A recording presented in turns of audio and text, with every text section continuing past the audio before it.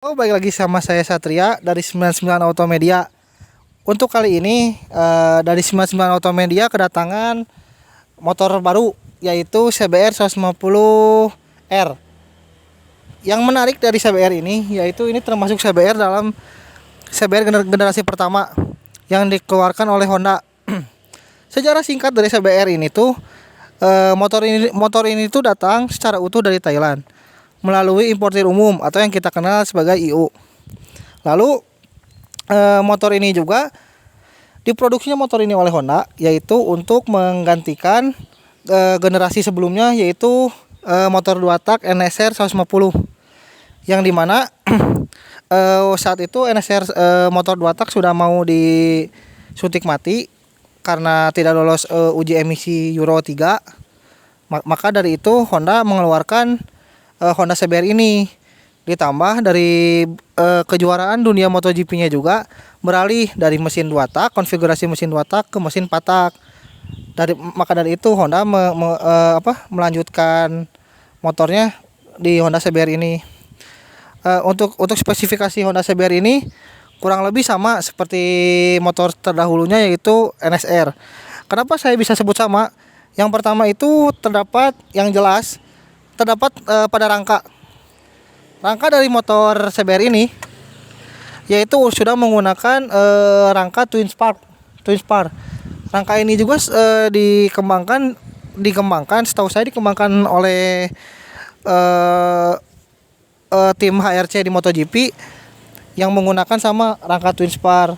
Rangka twin spar ini juga dikenal lebih rigid dan juga stabil saat digunakan manuver.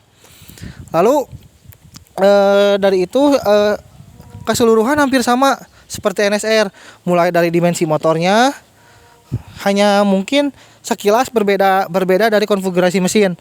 Yang ini konfigurasi mesin 4 tak, sedangkan yang itu konfigurasi mesin 2 tak. Lalu untuk spesifikasi mesin Honda CBR ini yaitu mengusung mesin atau karakteristik mesin yaitu overbore yang dimana sehernya itu berdiameter 63,5 mm, sedangkan struknya itu di 47,2 mm dengan kapasitas 149 cc atau dibulatkan jadi 150 cc. Saya mendapatkan informasi bahwa awal masuknya motor ini ke Indonesia itu harganya cukup terbilang fantastis karena hampir sama atau setara dengan Kawasaki Ninja ZX 150 yaitu di sekitar angka 35 jutaan untuk motor ini tuh.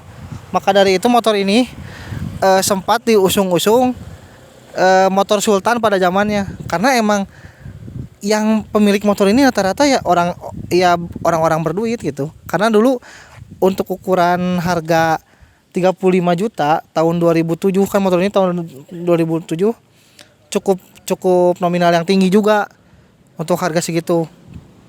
Lalu untuk spesifikasi lainnya dari motor ini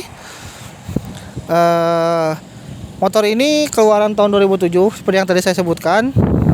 Hanya dari motor ini memiliki beberapa modifikasi kecil seperti peremajaan pada cat.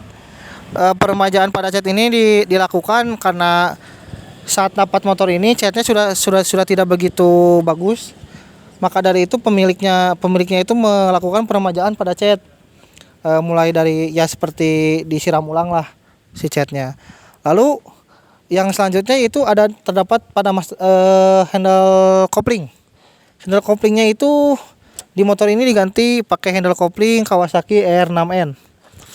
Selanjutnya terdapat dari master rem juga.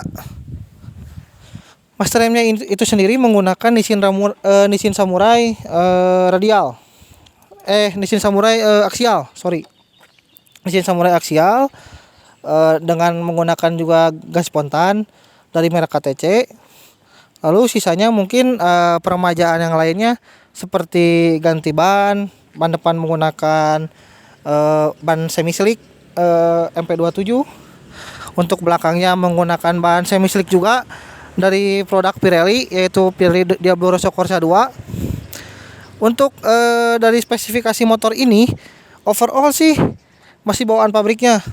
Termasuk mesin pun masih segel, belum pernah dibongkar sama sekali dari awal beli. Jadi masih tersebut standar lah, bukan portingan atau apapun itu. Nah, jadi si pemilik sebelumnya juga cuman modifikasi ringan aja dari looksnya aja. Seperti ya tampilan OM dan gaya ciri khas. Gaya ciri khasnya itu menggunakan pelek putih. Karena pada tahun itu memang motor pelek putih itu udah bisa kesebut paling cocok lah pada tahun itu tuh, paling masuk lah untuk ininya.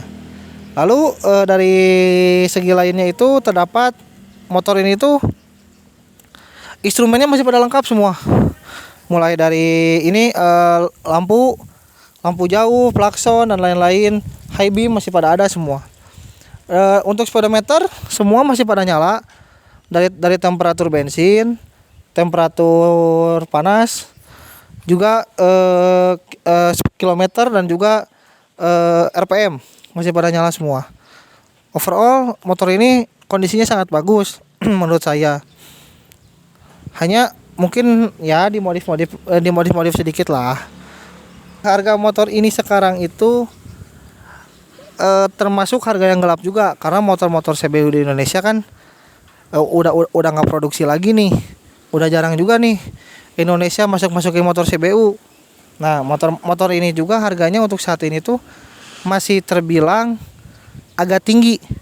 Ada beberapa orang untuk pasarannya sendiri mungkin untuk bahan di range sekitar 12 juta, 12 sampai 10 juta lah, 10 sampai 12 jutaan.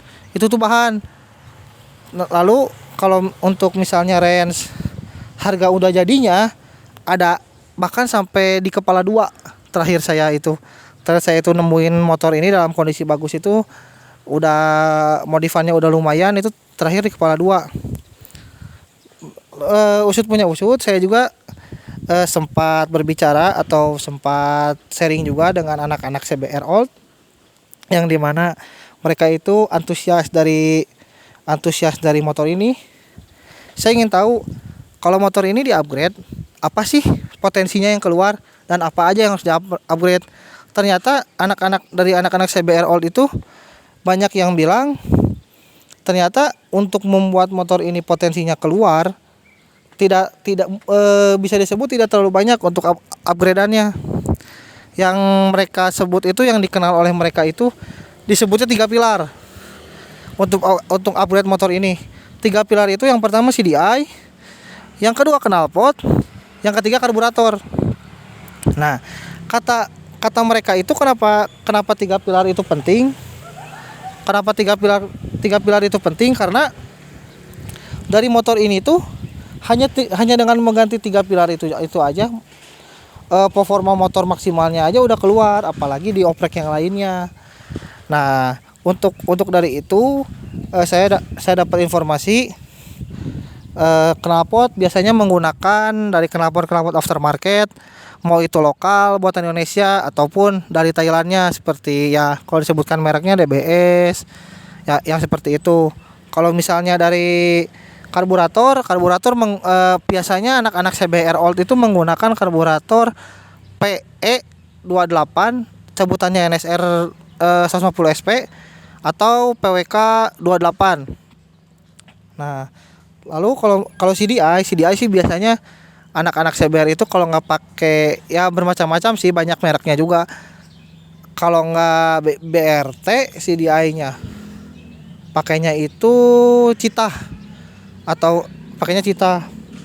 Nah, kalau dari motor ini kebetulan memang dari ketiga pilar itu nggak ada yang dirubah, semuanya masih pada orsinil, karburator orsinil, knalpot orsinil, bahkan CDI-nya pun masih pada orsinil, karena emang pemiliknya itu mempertahankan keoriginalannya. Kalau di motor ini berbeda kalau misalnya kita yang pengen adu performa, mungkin boleh dicoba buat teman-teman sekalian dari ketiga pilar itu saja dulu, nggak usah. Mungkin untuk step selanjutnya teman-teman masih merasa kurang, mungkin teman-teman bisa naik porting police head, atau enggak mungkin yang lebih ekstrimnya lagi naik oversize seher Yang lebih ekstrimnya lagi ganti cam dan sebagainya, masih banyak juga part-part racingnya dari motor ini.